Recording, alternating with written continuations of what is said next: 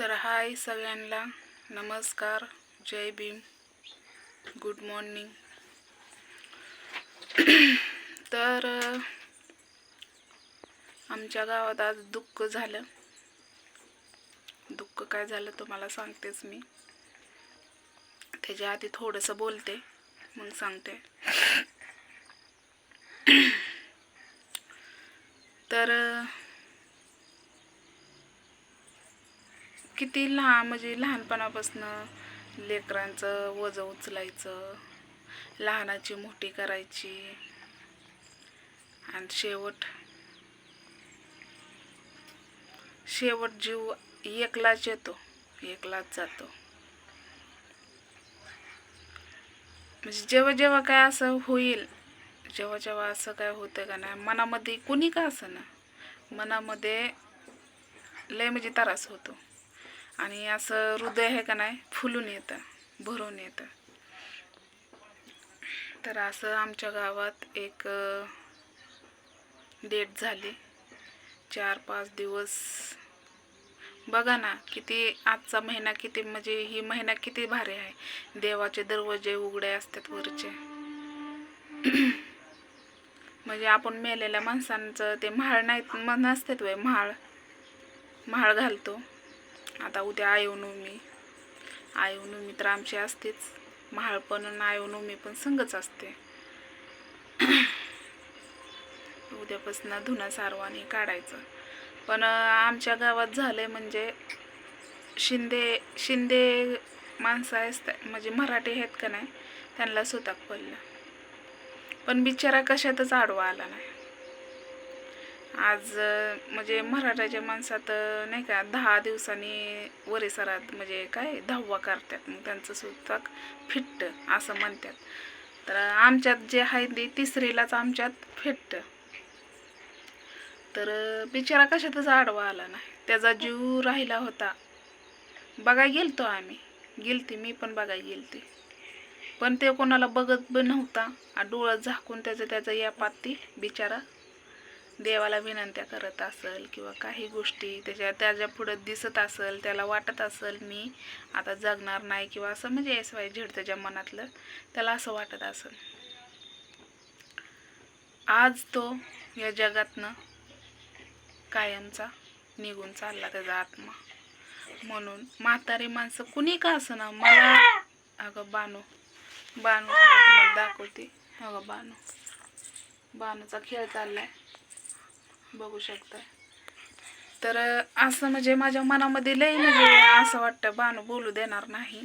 तिच्याकडे मोबाईल दाखवलं की ती गप बसते, आणि मोबाईल नाही दाखवलं की ती आरडते.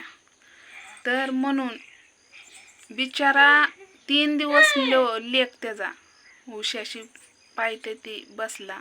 जिवंतपणी पाहिजे ती त्याने वस्तू खायला घातली. भलं त्याला खाता येत नव्हतं, पण मिक्सरवर बारीक करून मी माझ्या डोळ्याने बघितले भाऊ बहिणी. पण तिथं माझं धाडीच झालं नाही हेडं बनवायचं, कारण अशा वेळेत तिथं बनवणं खूप चुकीचं आहे.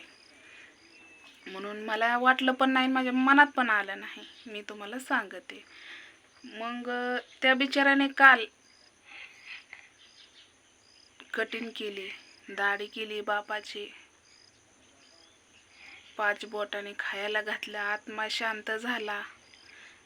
तुझे अजून काय विचार राहिली विचारली तर काही बोलता येत नव्हतं, किंवा काहीच, म्हणजे डोळं झाकून त्याच्या या पाते चालला होता बिचारा.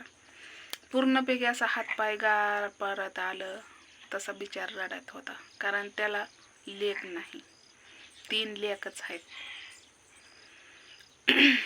एक तर वारला लेक, 2 लेक आहेत. एक लेक इथंच आहे, एक कुठं पुण्याच्या तिकडं आहे. आता ती नातुंड नातींनी लेक ही मायबाप पाहिजे नशिबाला, एक का होईना लेक पाहिजे. कारण लेकीशिवाय मड्याला शोभा नाही. आणि लेकीचा आत्मा म्हणजे ववी गावू त्या गोष्टी पाजर फुटतो. असं नाही की लेक पण रडतात, पण एवढंच लेकीला जास्त माया असते. लेकांना पण तितकीच असते, पण लेकींला लय जास्त असते, माया असते, वड असते. एक लग्न करून दुसऱ्याच्या घरी गेलेली असली तरी 12 शिवंड वंडत आईबापासाठी येते. त्या लेकीचं म्हणजे त्या बिचाराला लेक नाही, पण नाती नातुंड ह्यानीच तोंड झाकले, म्हणजे तोंड दिसणार नाही एवढी त्याला गणगोत आहेत. म्हणून जिवंतपणी तुम्ही खायला घाला. मला लय भारी वाटलं, त्याचा अभिमान वाटला. त्याला सलाम माझा, त्या लेकाला सलाम. का माहिती आहे का, त्यांनी म्हणजे झोपून स्वतः दाढी केली बापाची, स्वतः तिथं बसून राहिला उशाशी. भाऊ थोडंसं म्हणजे काय झालं की आरडायचा, हात लावायचा, इथं हात लावायचा हाय म्हणाल. पण तो रडत पण होता तसा, तो. आता तुम्ही म्हणसान की तू का सांगायला लागली असं तसं, नाही. कारण दुःख गावात झालं ना, इथं दुःख ही सगळ्यांनाच होतं भाऊ बहिणींना. आमच्या इथं आता दुःख जर झालं का नाही, तर आमच्या इथं असा रिवाज आहे की जोपर्यंत मैत होत नाही तोपर्यंत स्वयंपाक करायचा नाही, काहीच नाही. आणि जोपर्यंत ती मैत जाईल तेव्हा जे चूल पेटवायचे. आणि तिसरीला पण सावडतात ना, त्यावेळेस पण जेव्हा ती सावडाय जातील तेव्हा ती मागं झाडून ही काढायचं, असा आमच्यात रिवाज आहे. आणि प्रत्येक मराठी असो, आमच्या म्हणजे जयबीमवाली असो, प्रत्येक जातीचे असू द्या, ती म्हणजे आमचं गाव सगळं एक होतं त्यावेळेस एक होतं. म्हणून आता मी जाऊन बघून आले भाऊ बहिणीने बरं का, पण मला ना माझं हृदय भरून आलं. कारण खरंच मला माझ्या वडिलाला तसं झालं ना एवढं. आणि त्या दिवशी तर तुम्ही बघितलं, मी वडिलाला गोळ्या औषधं आणली. माझ्या भरपूर असे छान कमेंट आले. देवाचा आशीर्वाद आहे माझ्या वडिलाच्या पाठीमागं, देव आहे उभा पाठिंबे. पण देव करू असं कुणा म्हणजे म्हणतात ना, कुणाच्या घरी हसू तर कुणाच्या घरी दुःख तर कुणाच्या घरी आनंद, असं आहे. आज त्या घरी आनंदाचा म्हणजे दुःख. तर तुम्ही म्हणसान काय बाई तुला तर हे झालंय. नाही, कसं आहे माहिती आहे का, मला लगेच तसं काय झालं ना, मला लगेच दुःख माझं उभं राहते. कारण मी त्याच्यामधनं गुजरले, त्याच्यामधनं मी गेलेली आहे. मी स्वतः बघितलं माझ्या बापाची अवस्था काय झाली.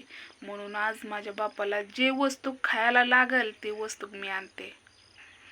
मटण पण आणते. आता तुम्ही म्हणसान हो का, सांगायची काही गोष्ट नाही भाऊ बहिणींनो. माझ्या बापाला बासकाळ, आता पहिल्या माणसांना, म्हाताऱ्या माणसांना बासकाळ लागतं, तर माझ्या बापाला मी रोज सुकाट बोंबील घरामध्ये आणून ठेवते. थोडं का होईना, आम्ही खात नाही, पण बापासाठी थोडंसं भाजी तेवढीच बनवायची आणि द्यायची.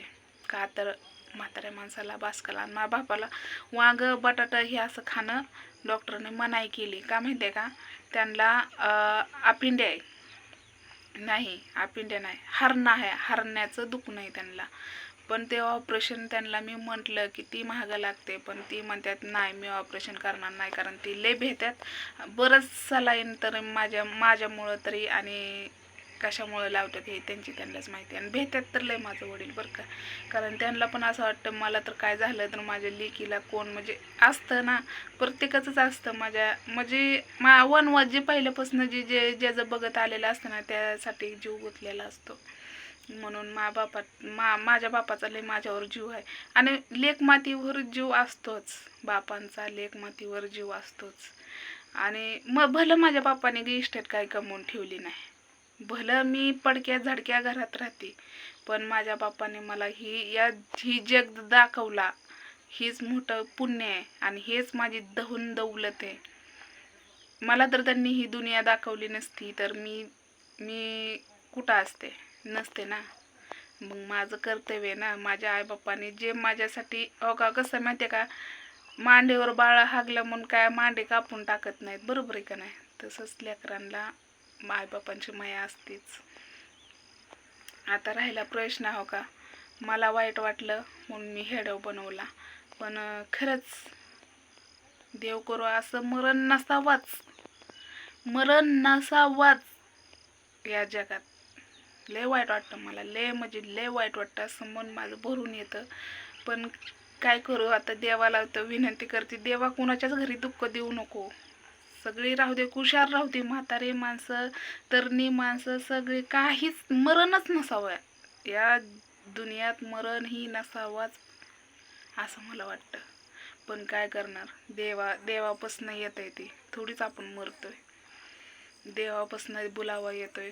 जेव्हा ते देव आपल्याला म्हणजे ज्या गोष्टीची वाट बघते, आता माझं नशीब कधी होईल सांगता येत नाही का, मी सांगू शकते का माझं नशीब? नाही सांगू शकत, कारण माझी इच्छा आहे, मला काय झालं तर माझ्या पोरीचं वनवास होते, बाणूचं, खास बाणूचं, दीक्षाचं काहीच वाटत नाही मला, कारण दीक्षाला बोलता येतंय, चालता येतंय, ती तिचं काम करून पोट भरू शकते. पण बाणूचं काय, कुठं आश्रममध्ये पण मी टाकू शकत नाही, आश्रममध्ये पण मी बघितलं, प्रयत्न केलं, पण त्या बाळाला कोणच घेऊ शकत नाही. का माहिती आहे का? कारण ती स्वतः खाऊ शकत नाही, स्वतः बाथरूम करू शकत नाही, म्हणजे स्वतःही कोणची गोष्ट ती करू शकत नाही. आणि आश्रममध्ये ही स्वतःही सगळं करावं लागतं, चालावं लागतं, बोलावं लागतं. त्या लेकराला तर एका रूममध्ये टाकलं तर ती तसंच पडेल. म्हणून मी ते पण धाडीचं माझ्याच्याने होत नाही आणि त्या गोष्टी मी करत नाही. तर अजून मी एक खेड्या बनवणार आहे, नक्कीच बनवणार आहे, कारण आज माझं मन लयच भरून आलं आहे बरं का.